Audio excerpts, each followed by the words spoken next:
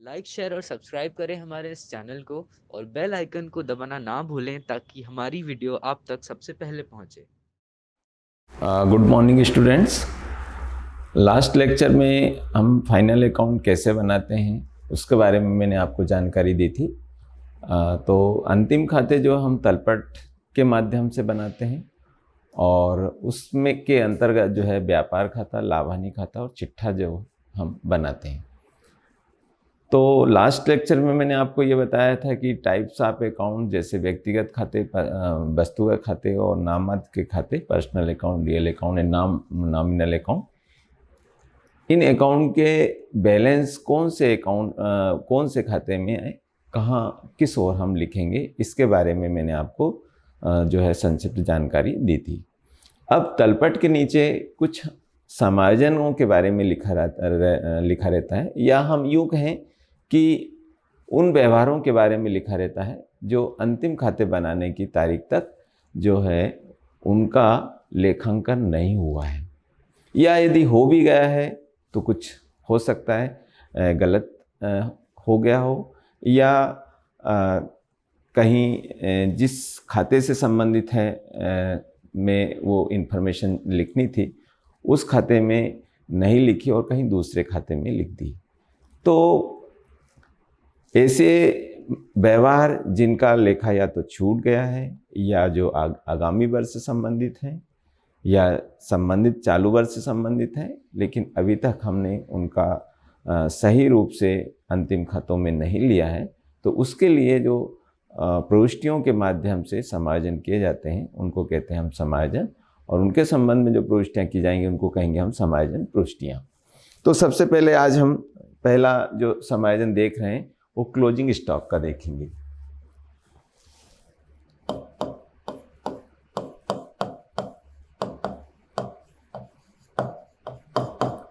Closing stock means अंतिम stock, ये माल से संबंधित है। ऐसा माल जो वर्ष के अंत में बिकने से शेष रह गया है वो उसको हम अंतिम स्टॉक कहते हैं, और इसका मूल्यांकन जब किया जाता है तो लागत मूल्य या बाजार मूल्य जो भी दोनों में कम होता है पर मूल्य पर किया जाता है।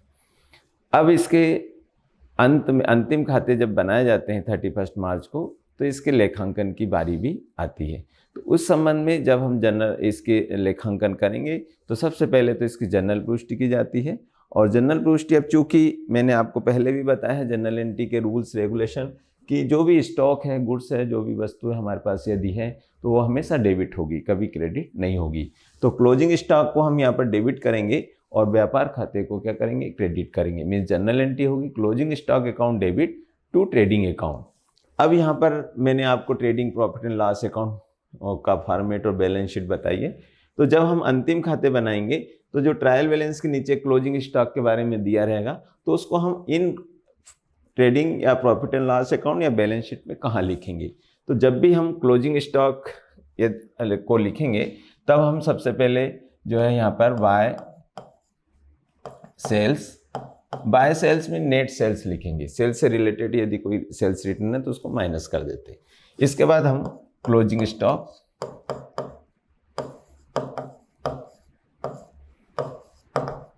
स्टॉक को ट्रेडिंग अकाउंट के क्रेडिट साइड शो करेंगे, और चूंकि ये एसेट्स है तो सेकंड टाइम जब लिखने जाएंगे तो हम इसको यूं ही जो है एसेट साइड क्लोजिंग स्टॉक के नाम से शो कर देंगे। कहाँ, बैलेंस शीट में एसेट साइड, और फर्स्ट टाइम ट्रेडिंग अकाउंट के क्रेडिट साइड। तो ये क्लोजिंग स्टॉक का जो है लेखांकन हो गया आपका। दूसरा एडजस्टमेंट लेते हैं हम डेप्रिसिएशन, मूल्यह्रास।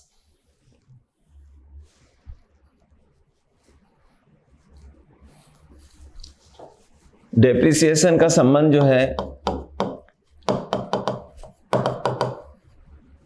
एसेट से होता है, संपत्तियों से होता है। तो प्रत्येक क्वेश्चन में आपको जो है डेप्रिसिएशन के बारे में दिया रहेगा। तो इसके संबंध में यदि हम जनरल एंट्री करते हैं अंत में, वर्ष के अंत में, तो जनरल एंट्री जो होगी या समायोजन जो प्रविष्टि होगी वो ये होगी, depreciation account debit to concern assets account. जैसे मान लीजिए बिल्डिंग पर यदि डेप्रिसिएशन चार्ज करना है तो जनरल एंट्री होगी depreciation account debit to building account. मान लीजिए फर्नीचर पर यदि डेप्रिसिएशन चार्ज करना है तो जनरल एंट्री होगी depreciation account debit to furniture account. ठीक इसी प्रकार से मशीनरी पर चार्ज करना है डेप्रिसिएशन तो depreciation account debit to machinery account. तो जो भी आपको नीचे क्वेश्चंस ट्रायल बैलेंस के नीचे दिया रहेगा एडजस्टमेंट कि 10% जो है फर्नीचर पर डेप्रिसिएशन चार्ज करना है, तो आप जो है यदि वो जनरल एंट्री पूछ रहा है तो जनरल एंट्री ये होगी। इसके बाद हमको सीधे फाइनल अकाउंट बनाना होता है विदाउट जनरल एंट्री के, तो उसकी एंट्री हम इन फाइनल अकाउंट में कहाँ करेंगे। तो डेप्रिसिएशन का संबंध यदि जैसे मान लीजिए मशीनरी पर लगना है और वो मान लीजिए कारखाने में यूज़ हो रही है मशीनरी, तो ये डायरेक्ट एक्सपेंसेस की कैटेगरी में आ जाएगा। तो फैक्ट्री से संबंधित कोई वस्तुओं पर यदि डेप्रिसिएशन चार्ज हो रहा है तो हम उसको प्रॉफिट एंड लॉस अकाउंट के ट्रेडिंग अकाउंट के डेबिट साइड शो करेंगे। और यदि अन्य संपत्तियों पर यदि डेप्रिसिएशन चार्ज हो रहा है तो उसे जो है हम लाभ हानि खाते के प्रॉफिट एंड लॉस अकाउंट के डेबिट साइड लिख देंगे यहाँ पर टू डेप्रिसिएशन के नाम से, टू डेप्रिसिएशन। अब एक से अधिक संपत्तियों पर भी डेप्रिसिएशन के बारे में दिया रहता है, तो आप चाहें तो डेप्रिसिएशन इस प्रकार से हेडिंग डाल के और फिर लिख सकते हैं बिल्डिंग, जो भी उसका अमाउंट है वो लिख देंगे। फिर इसी प्रकार से फर्नीचर, उसका जो भी 10% 5% जो भी अमाउंट, और टोटल अमाउंट आप यहाँ पर शो करते हैं। अब सेकंड टाइम जब हम एसेट साइड जाएंगे तो यहाँ पर जैसे बिल्डिंग पर डेप्रिसिएशन चार्ज करना है, तो बिल्डिंग का अमाउंट मान लीजिए 1 लाख है, इस पर 10% यदि डेप्रिसिएशन चार्ज हो रहा है तो 10,000 हम माइनस कर देंगे और बाहर लिख देंगे 90,000। और 10 डेप्रिसिएशन ऑन, जैसे सपोज बिल्डिंग पर है यहाँ पर तो 10% है, तो 10,000 जो है हम यहाँ पर लिखेंगे। ठीक है, तो इस प्रकार से डेप्रिसिएशन का जो है हम अंतिम खाते बनाते समय एडजस्टमेंट कर देंगे, समायोजन कर लेंगे। ठीक इसी प्रकार से बेड एंड डाउटफुल डेब्ट्स, इसका संबंध देनदारों से होता है। तो जब हम इसकी जनरल एंट्री करेंगे तो प्रॉफिट एंड लॉस के जो है इसके debit side bed and doubtful debts account को डेबिट कर देंगे और डेटर्स अकाउंट को क्या कर देंगे, आपके क्रेडिट कर देंगे, क्योंकि इनका रिलेशन किससे है, देनदारों से है। तो जब हम अंतिम खाते बनाएंगे तो यहाँ पर जो है to bad and debts amount जितना भी है वो लिख देंगे। और सेकंड टाइम एसेट साइड जो है हम डेटर्स जब लिखेंगे देनदारों में से उतना अमाउंट डिडक्ट करके लिख देंगे बेड एंड डाउटफुल डेब्ट्स का। इसी प्रकार से provision for bad and doubtful debts दिया हुआ है, तो इसका संबंध भी किससे होता है, आपका देनदारों से होता है। तो ठीक इसी प्रकार से जो है जब अंतिम खाते बनाएंगे तो हम यहाँ पर फिर लिख देंगे to provision for bad and doubtful debts. और बैलेंस शीट में एसेट साइड जब डेटर्स यहाँ पर शो करेंगे तो उसमें से ये प्रोविजन अमाउंट भी हम उसमें से डिडक्ट कर देंगे। ठीक इसी प्रकार से provision for discount on debtors भी दिया रहता है, तो उसकी भी एंट्री जो अंतिम खातों में ठीक इसी प्रकार से होगी to provision for discount on debtors. उसका अमाउंट जो है एक निश्चित अमाउंट निकाल करके डेटर्स पे से निकाल करके उसको यहाँ पर लिख देंगे। और यहाँ पर जब बैलेंस शीट में भी जब हम डेटर्स को शो करेंगे तो फिर हम provision for discount on debtors ये भी यहाँ से माइनस करके फिर शो करेंगे। तो मैं आपको यहाँ पर ये कहना चाहूँगा कि देनदारों से संबंधित जो प्रोविजंस होते हैं उसके लिए हमें बड़ा ध्यान रखना होता है। सबसे पहले तो यदि मान लीजिए सेल्स रिटर्न दिया है कि कोई ग्राहक ने जो है इतने रुपए का माल लौटा दिया है, तो सबसे पहले उसको माइनस करना है आपको डेटर्स में से। तो यदि ग्राहक ने लौटाया है तो वो सेल्स रिटर्न होगा, तो व्यापार खाता बनाएंगे, जब ट्रेडिंग अकाउंट बनाएंगे तो उतना अमाउंट यहाँ से सेल्स में से भी माइनस करना है और सेकंड टाइम जो है डेटर्स में से उसको माइनस करना है। फिर उसके बाद बेड डेब्ट्स यदि आपको समायोजन में दिया है, ट्रायल बैलेंस के नीचे समायोजन में दिया है, तो उसे भी जो है फिर आपको डेटर्स में से उसके बाद सेल्स रिटर्न के बाद उसको डेटर्स में से माइनस करना। फिर इसके बाद प्रोविज़न हम कैलकुलेट करेंगे, फिर उसको प्रोविज़न को माइनस करना है। फिर उसके बाद discount provision for discount on debtors ये माइनस करना है। तो ये स्टेप बाय स्टेप जो है आपको यहाँ से माइनस करना है। और ये खर्चे होते हैं, चूँकि एक प्रकार से नुकसान है, लॉस है, तो उनको प्रॉफिट एंड लॉस अकाउंट के डेबिट साइड शो करेंगे। इसी प्रकार से provision for discount on creditors होता है, तो ये एक प्रकार से इनकम होती है, तो उसको हम जो है क्रेडिट साइड शो करेंगे। और जब यहाँ पर हम क्रेडिटर्स लिखेंगे तो उसमें से आपको क्या करना है, माइनस करना है उतना, provision for discount on creditors, ठीक है, उसको भी यहाँ से आपको माइनस करना है। तो इस प्रकार से ये जो प्रोविजन से संबंधित जो प्रावधान थे, समायोजन थे, उनके बारे में मैंने बताया। अब हम कुछ विशेष एडजस्टमेंट के बारे में समझेंगे। अब एक्सपेंसेस, आपने देखा होगा एक्सपेंसेस एंड इनकम। तो एक्सपेंसेस के बारे में समायोजन हम देखेंगे। तो एक्सपेंसेस दो प्रकार के होंगे आपके एडजस्टमेंट के हिसाब से,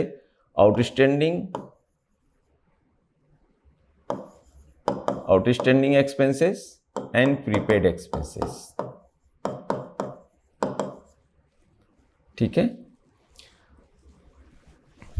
तो आउटस्टैंडिंग एक्सपेंसेस ऐसे व्यय जो करंट ईयर से रिलेटेड हैं, व्यय हैं, लेकिन उनकी राशि का भुगतान संबंधित व्यक्तियों को नहीं किया गया है, तो हम उनको आउटस्टैंडिंग अदत्त व्यय की श्रेणी में लेंगे, ठीक है। जैसे आपने देखा होगा इलेक्ट्रिसिटी बिल आपका जो है, यदि नवंबर के माह का है तो वो दिसंबर में आएगा, दिसंबर के महीने का है तो वो आपका जनवरी में आएगा, जनवरी का फरवरी में, फरवरी का मार्च में और मार्च का अप्रैल में। जब चूँकि हम 31 मार्च को फाइनल अकाउंट बना रहे हैं, तो ऐसी कंडीशन में मार्च का खर्चा मार्च में आना चाहिए। तो उस कंडीशन में जो है हम इलेक्ट्रिसिटी जो अप्रैल में जो पेमेंट किया है उसको हम, उसकी एंट्री हम 31 मार्च को करेंगे। तो इन खर्चों के संबंध में कैसे हम डेबिट और क्रेडिट करेंगे, तो आप हमेशा ध्यान रखिए कि जैसे मान लीजिए इलेक्ट्रिसिटी बिल आपका आउटस्टैंडिंग है, तो हम जो है आउटस्टैंडिंग इलेक्ट्रिसिटी बिल है ना, इसको तो हम क्या कर देंगे, क्रेडिट कर देंगे। और कौन सा एक्सपेंसेस जो है ड्यू है, तो वो है इलेक्ट्रिसिटी बिल। तो इलेक्ट्रिसिटी बिल का नाम क्या हो गया आपका, इलेक्ट्रिसिटी बिल जो है आपका क्या हो गया, एक्सपेंसेस हो गया,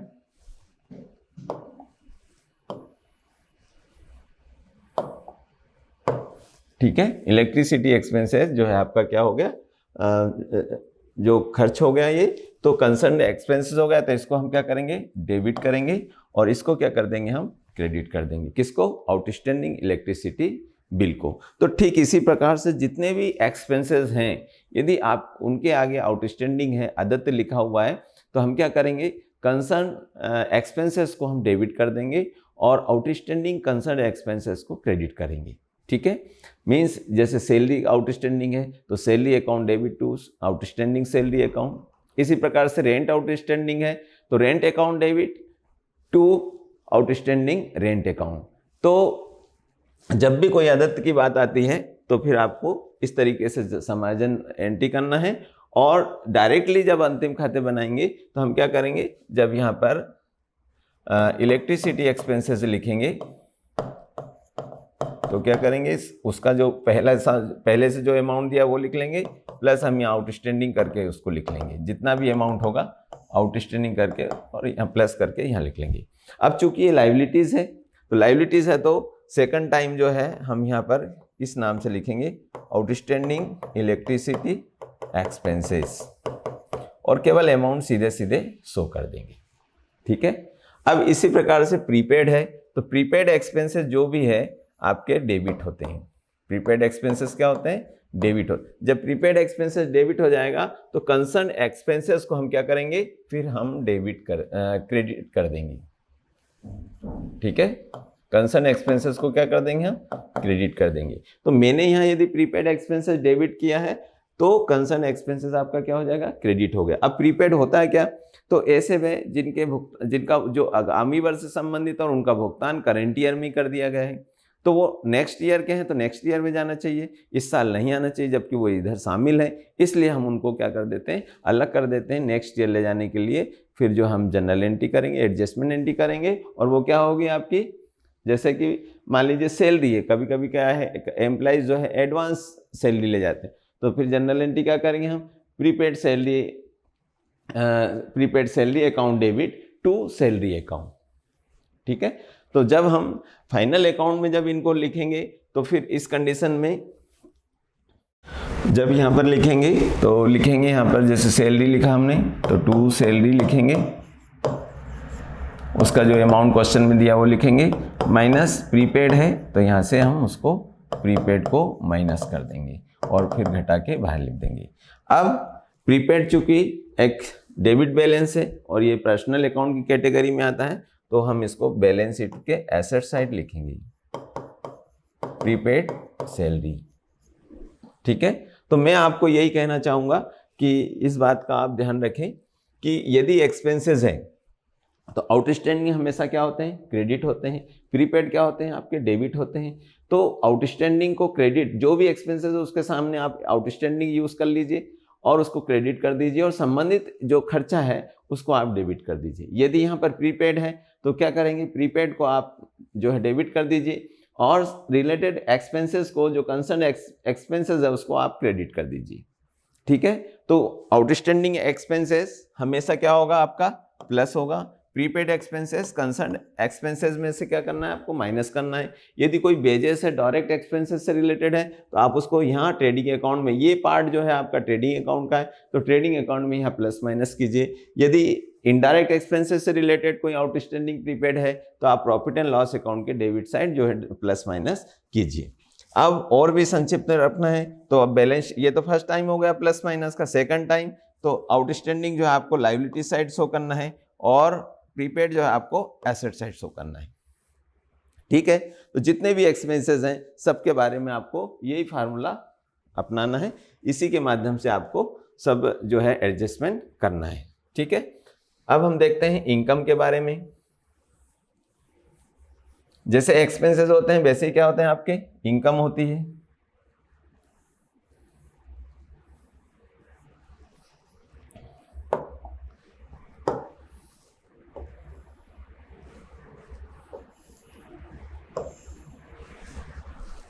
ठीक है, तो इनकम यहां लिखा हमने इनकम, तो इनकम दो प्रकार की होगी आपकी, एक्रूड इनकम होगी।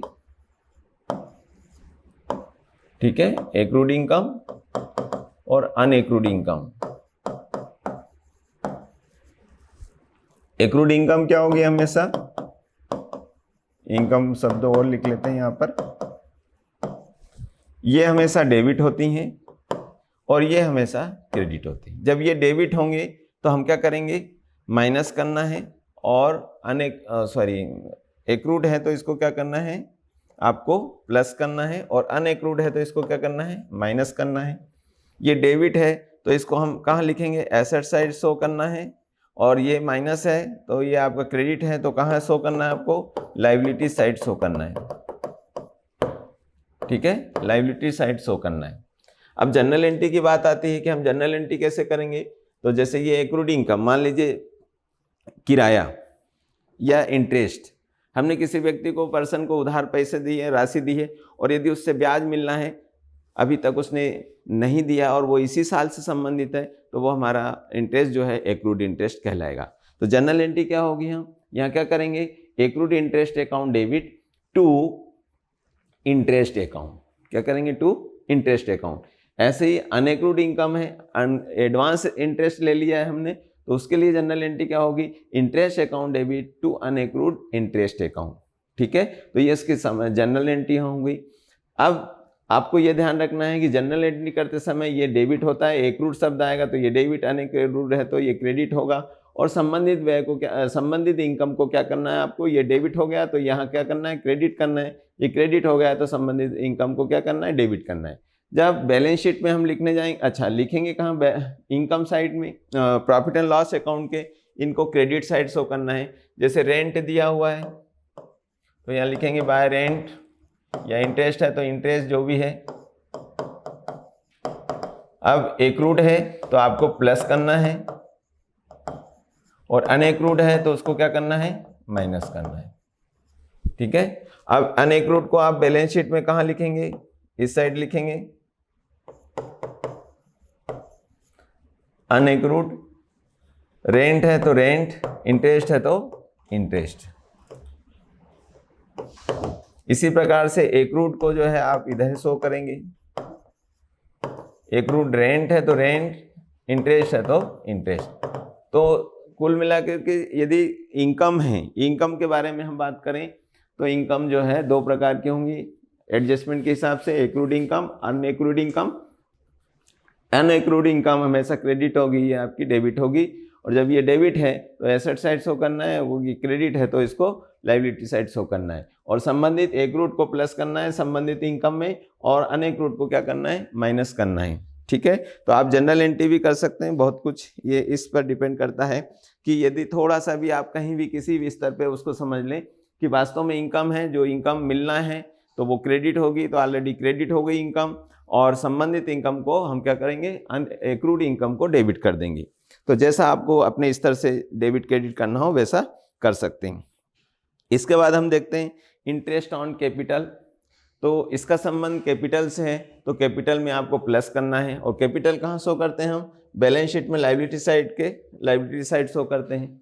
ठीक है, और इंटरेस्ट ऑन कैपिटल व्यापार के स्वामी के लिए ये व्यय माना जाता है। क्या माना जाता है, एक्सपेंडिचर। तो इसके लिए, और कौन सा एक्सपेंडिचर, इनडायरेक्ट एक्सपेंडिचर, तो हम उसको जो है एक बार प्रॉफिट एंड लॉस अकाउंट के डेबिट साइड शो करेंगे। तो इंटरेस्ट ऑन कैपिटल जो है आपको यहाँ पर शो करना है, और दूसरी बार आपको कैपिटल में क्या करना है, प्लस करना है। कैपिटल में क्या करना है, प्लस करना है। जब यहाँ पर कैपिटल हम लिखेंगे तो यहाँ आपको इंटरेस्ट ऑन कैपिटल प्लस करना है। ऐसे ही इंटरेस्ट ऑन ड्राइंग्स जो है आपका क्या होता है, व्यापार के लिए इनकम होती है, तो इसलिए उसको हम प्रॉफिट एंड लॉस अकाउंट के क्रेडिट साइड शो करेंगे, और यहाँ पर जो है ड्राइंग में प्लस करते हुए कैपिटल में से उसको क्या करना है, माइनस करना है। तो ये जो कुछ खास आपके जो एडजस्टमेंट है उनके बारे में मैंने बताया। इसी प्रकार से कभी कभी क्या होता है कि हम घर के लिए यूज जो है गुड्स विड्रॉ कर लेते हैं, व्यापारी घर के पर्सनल यूज़ के लिए गुड्स विड्रॉ कर लेता है। ठीक है, कभी फ्री सैंपल में डिस्ट्रीब्यूट कर देता है। ठीक है, कभी कभी फ्री डिस्ट्रीब्यूट आपने देखा होगा एज एडवर्टाइजमेंट, तो आपको परचेस में से यहाँ से कम करना है। ठीक है, और दूसरी बार पर्सनल यूज़ के लिए निकाला है तो उसको ड्राइंग में प्लस करते हुए यहाँ कैपिटल में से माइनस करना है। यदि फ्री सैंपल में यदि गुड्स डिस्ट्रीब्यूट किया है पब्लिक को, तो उस कंडीशन में वो आपका खर्चा होगा, संस्थान के लिए, व्यापारिक संस्थानों के लिए वो एक्सपेंडिचर होगा, तो उसको हम प्रॉफिट एंड लॉस अकाउंट के डेबिट साइड शो करेंगे। आपको तो ये देखना है कि यदि मैं बिजनेस कर रहा हूँ तो ये मेरे लिए इनकम है या एक्सपेंडिचर है। यदि आप ऐसा समझ के करेंगे तो सारी जनरल एंट्री प्लस माइनस सब कुछ आप इजीली वे में कर लेंगे। और यदि आप बिजनेस मेन के पर्पज से आप उसको समझ के आप कोई भी एडजस्टमेंट करोगे, ट्रांजैक्शन की एंट्री करोगे या एडजस्टमेंट करने जाओगे, तो आपको कहीं ना कहीं फिर वो प्रॉब्लम होगी, आप फिर अकाउंटिंग समझने में आप इतना आसान आपके लिए नहीं होगा। ठीक है, इसी प्रकार से कभी कभी क्या होता है जो है गुड्स लॉस बाय फायर हो जाता है, अग्नि से नष्ट हो जाता है, चोरी हो जाता है, स्टोलन हो जाता है। ठीक है, तो उस कंडीशन में हम किस प्रकार से एंट्री करेंगे, तो लॉस बाय फायर हो, स्टोलन हो, डिस्ट्रॉय हो, कोई नष्ट हो गया हो, तो फिर हम यहाँ पर जितना नष्ट हुआ है उसको हम क्रेडिट साइड शो करेंगे। ठीक है, और यदि हमें नहीं मिल रहा है, यदि इंश्योरेंस नहीं है, तो वो पूरा का पूरा लॉस है, इसलिए उसको प्रॉफिट एंड लॉस अकाउंट के कहाँ लिखना है, डेबिट साइड शो करना है। अब यदि उसका वो इंश्योर्ड गुड था और नष्ट हो गया, अग्नि से नष्ट हुआ या आपका चोरी हो गया है, तो उस कंडीशन में बीमा कंपनी ने, यदि इंश्योरेंस कंपनी ने जितना नष्ट हुआ है उससे कम किया है, कम क्लेम एक्सेप्ट किया है, तो जितनी राशि कम एक्सेप्ट की है उसको हम प्रॉफिट एंड लॉस अकाउंट के डेबिट साइड शो करेंगे, और जितना अमाउंट बीमा कंपनी ने, इंश्योरेंस कंपनी ने एक्सेप्ट कर लिया है वो बैलेंस शीट के एसेट साइड शो हम करेंगे। तो ये जो कुछ आपके एडजस्टमेंट थे गुड्स से रिलेटेड, ये मैंने बताए।